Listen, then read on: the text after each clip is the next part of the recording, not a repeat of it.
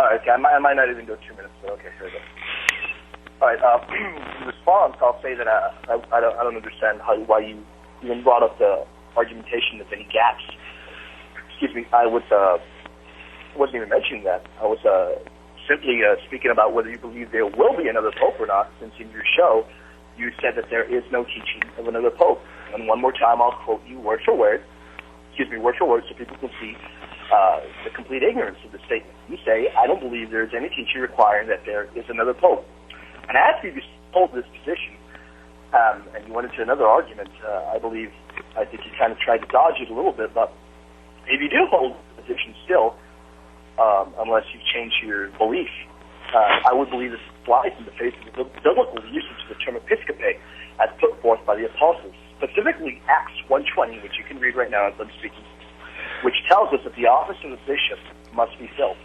So I'm contending, I believe that you are in contention of the biblical usage of the term episcope and its connotation, the vacancy of a bishop must be filled. I'm not speaking about any gaps or any way of electing or saying that the clergy can elect or anything like that. I'm simply referring to a statement that you made which says, I don't believe there is any teaching requiring that there is another pope. And as far as I see, I see that completely contrary to the biblical text, completely contrary to the meaning of episcope, since the pope is the bishop of Rome. I think you're completely lost in that, and I would be interested in seeing how you respond. Okay, so it's my turn to ask you a question. And I would say that I answered that. I gave a survey of the whole issue, and I answered that in the process.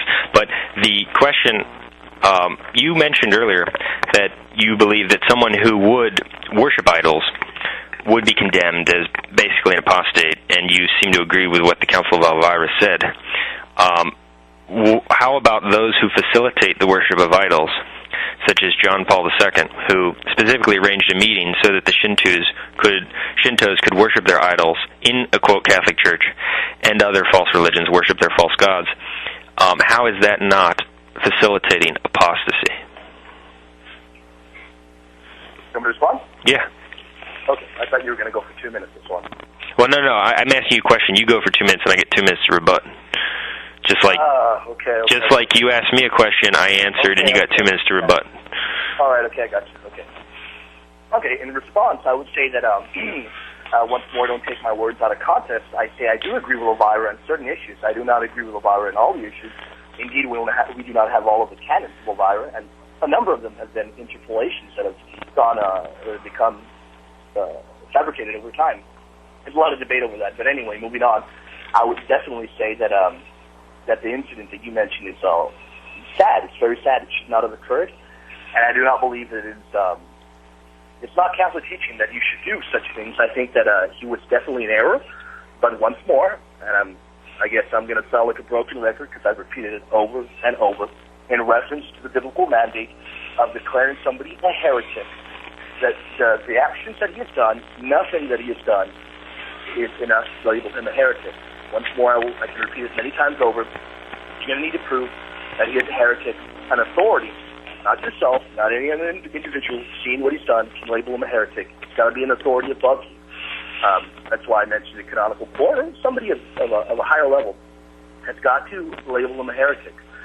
He has not been, and as such, whereas I see a lot of his actions as deplorable, such as this one, I simply do not see any logic in calling him a manifest heretic. I definitely do not believe certain stuff that he has done should have been done, and very sad that it did occur. But to call him a heretic, it completely goes against the biblical mandate of what a heretic just is. Okay, and you're done? Yeah, I'll start. Okay, and that, as I said, is another central rejection of Catholic teaching that you exhibit, because, for instance, Pope Pius IX teaches in Quarta Supra, speaking of schismatics, he says, since the faction of our media is like this, they are schismatics even if they have not yet been condemned as such by apostolic authority, end quote. Directly contradicting your heretical view, that you have to have a judgment from an authority. You don't. That's not Catholic teaching. I already quoted St. Robert Bellarmine. I quoted Pope Leo XIII. It makes a mockery of the unity of the faith, because that would mean that you would have to profess communion with someone who denied the divinity of Christ his whole life, as long as he claims to be Catholic. and hasn't been condemned. And there are people like that in your sect. Hans Kung, he denies the divinity of Christ. He's never been excommunicated, so he's in your church according to your heretical position.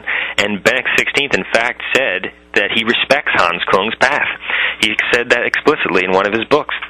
And so he did facilitate the worship of idols. The point is that you're an apostate if you worship idols, and also if you directly facilitate the worship of idols. That's what he did when he arranged for the false religions to have different rooms to worship their false gods at Assisi. That's why Pope Pius XI said that those who hold these interreligious prayer meetings have abandoned the divinely revealed religion. That's why St. Thomas, as I quoted earlier, says if you worship at the tomb of Muhammad, you are deemed an apostate. John Paul II thanked people for the development of Islamic culture. He kissed the Koran. Benedict XVI called the Koran a holy book. That is apostasy. They constantly express deep respect for Islam. They constantly teach that Islam is a respectable religion. John Paul II, as I mentioned, he prayed with animus. Paul VI would talk about how he's honored by the followers of Buddhism, and he said Buddhism is one of the riches of Asia. So he said that this false religion, which leads people to damnation, is in darkness, is one of the riches of Asia. Do you know how much time I have? Yeah, you already hit the 2 minutes. Okay, your turn. Okay, do I respond and then ask a question, or what should I do? Well... So we won't get out of line here. Well, I mean, you could just talk for 2 minutes and I could talk, or you could ask a question and then I'll ask another question. Well, I could, if you want, I could talk a little bit and then I can ask a question before I finish.